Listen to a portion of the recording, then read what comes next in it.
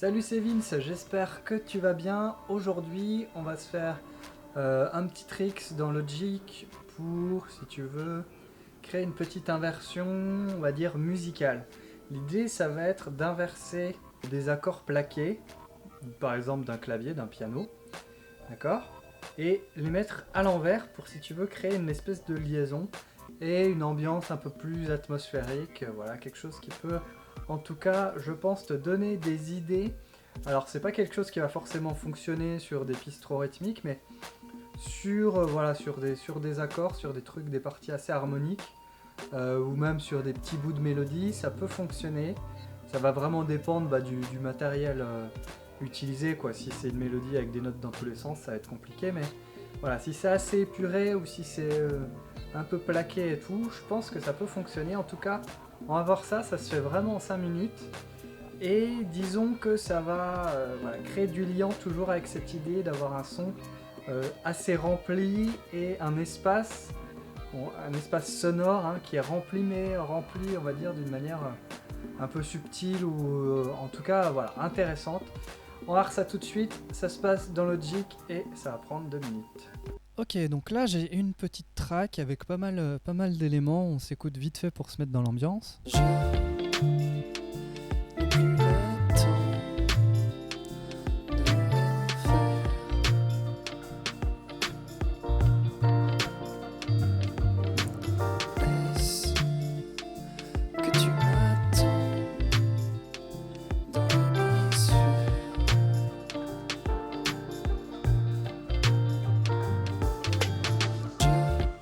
Ok, donc là ça tourne. Je vais couper la voix. J'enregistre souvent des voix à la va-vite juste pour me souvenir d'une idée que j'ai. Donc voilà un peu les éléments. Et notamment ce piano. Qu'on va recentrer peut-être pour l'occasion.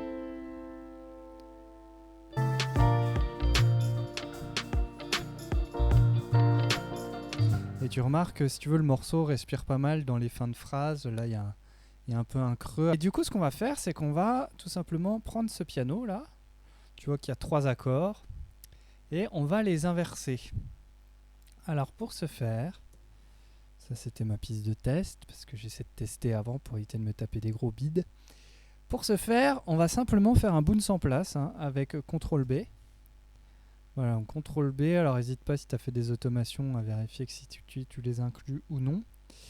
Et avec ce CTRL B, hop, on va transformer ça en audio. Ok, donc là je me retrouve avec mon audio.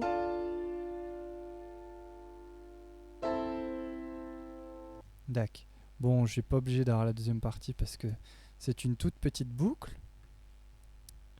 Donc on se retrouve comme ça avec nos trois ondes de forme. Alors ça va être assez facile. Alors, on pourrait la dupliquer si on voulait conserver que l'audio, mais on va dire que je vais encore me servir de mon clavier pour trouver d'autres choses, donc je vais le laisser. Ce que je vais faire donc, je vais ici aller dans plus sur mon inspecteur de région et mettre renverser. Voilà. On pourrait sinon aller dans les fichiers ici, et aller dans fonction renverser. Voilà, c'est une différente manière de faire. Ok. Donc maintenant c'est bien renversé. Hein.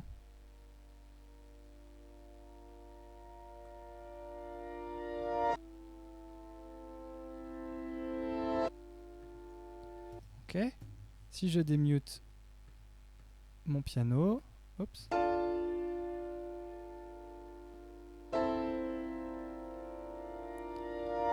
On voit bien que ça fonctionne pas vraiment puisque les accords sont du coup inversés. Donc ce qu'on va faire tout simplement, c'est qu'on va couper au niveau du début hein, de l'onde de forme, donc du coup à la fin de l'onde de forme entre guillemets. Voilà. Donc là je suis à peu près bon. Ce que j'ai à faire simplement, si tu veux, c'est d'inverser les éléments. Donc celui-là va être en premier, celui-là va être en dernier. Voilà. Voilà. Voilà. Bon là c'est assez basique donc ça se fait assez facilement. Et maintenant voilà ce que ça donne.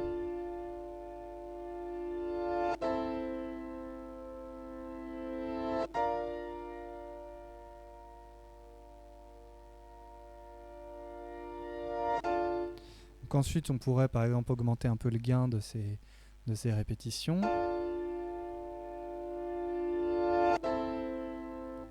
Puis on pourrait éventuellement leur mettre un petit fondu pour voir, juste très léger.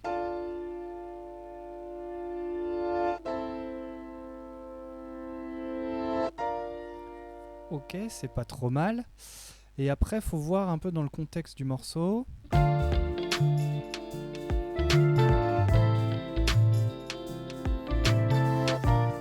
Tu vois, je trouve que c'est un petit peu en retard par rapport au piano. Alors, je pourrais éventuellement redécaler le piano. Mais là, ce qu'on va faire, c'est qu'on va redécaler simplement les reverse. Donc, tu vois, j'ai pas mal zoomé. Ça, c'est une bonne technique pour à peu près toutes les situations. Quand, si tu veux, tes éléments groove pas, ben, très souvent, faut zoomer très fort et puis décaler un tout petit peu.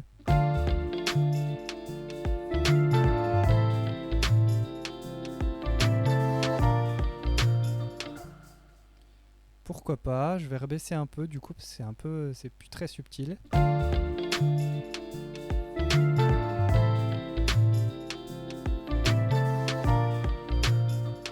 Ok, on va essayer de voir si je l'envoie dans une reverb, ce que ça donne.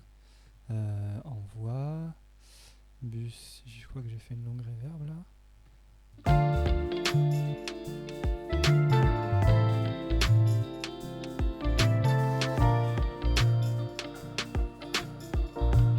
Ouais, c'est pas génial. Si j'emmène directement sur la piste. Avec un bon decay, un petit pré-delay. On va mettre quoi? Un petit hall.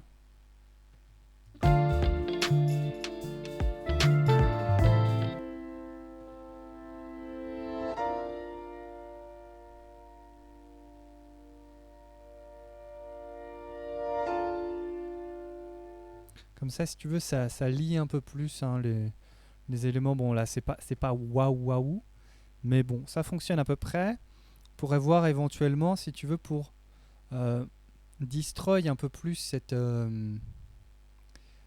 espèce de fantôme en fait du piano. C'est un peu ça, quoi. Bon, là, au niveau de la reverb, je suis pas très satisfait. Je vais la baisser un peu. Bon, ça c'est vraiment pour l'exemple et te donner des idées. Qu'est-ce que je pourrais faire? Tiens, et si j'essayais... allez, on va essayer de mettre un beat crusher juste pour voir. Je vais l'envoyer sur un bus plutôt, le beat crusher. Parce que j'ai peur que ce soit un peu trop... comment dire? Un peu trop violent. Alors c'est dans distorsion, beat crusher, voilà.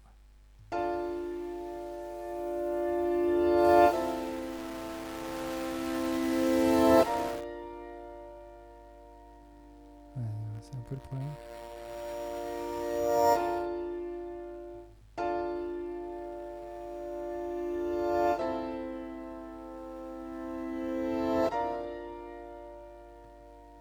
C'est pas si mal, faut voir dans le contexte du mix, ça peut peut-être apporter quelque chose.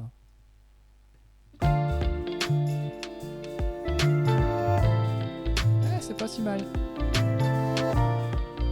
Un petit grésillement.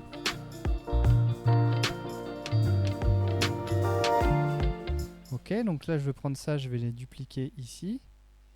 Je pense que c'est ça, vu que j'ai légèrement décalé. C'est peut-être un peu trop décalé, ouais, un peu trop. Voilà. Et je pourrais aussi, alors là tu vois que ça crée un creux quand même. Parce qu'il se passe rien ici.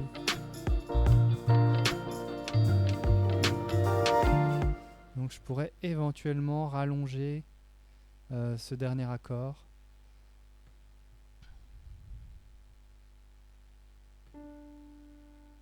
Peut-être là pour que ensuite à peu près à ce moment-là, je pense que ça prend le relais.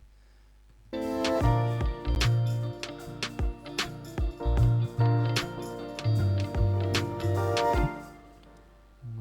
on va mettre le sustain plutôt à la fin.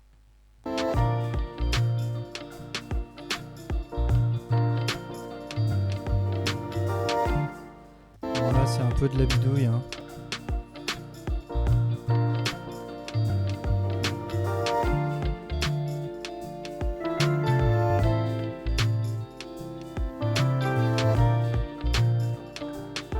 après je pourrais très bien par exemple placer ça de l'autre côté du piano.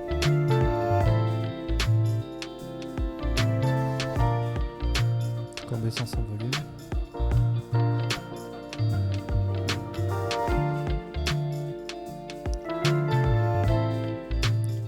Pas autant. Voilà, comme ça crée un petit mouvement.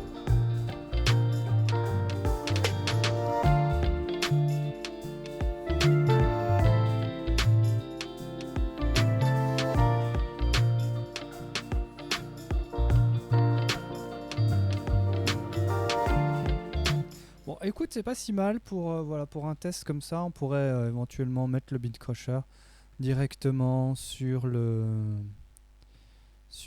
piano, sur la résonance, mais j'ai peur que... Encore que, tu vois. Bon bref, je m'écarte un peu, j'essaie des trucs en même temps que je t'en parle. Donc voilà une petite astuce pour, si tu veux, donner du liant à tes pistes. Tu vois, je pourrais également peut-être le faire aussi sur ma petite mélodie.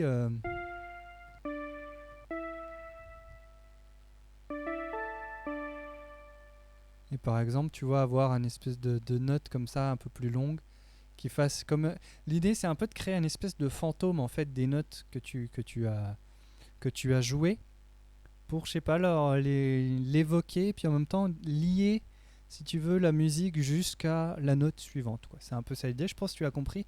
J'espère que ça va te donner voilà, des petites envies d'essayer tout ça. En tout cas, je te le conseille, ça peut être intéressant suivant les morceaux.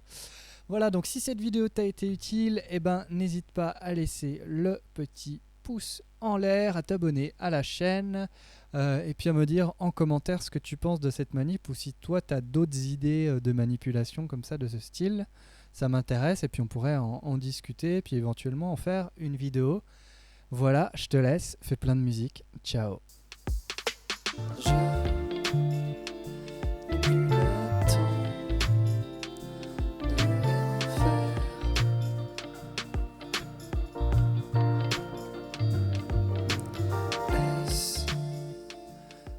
me ferai plus avoir.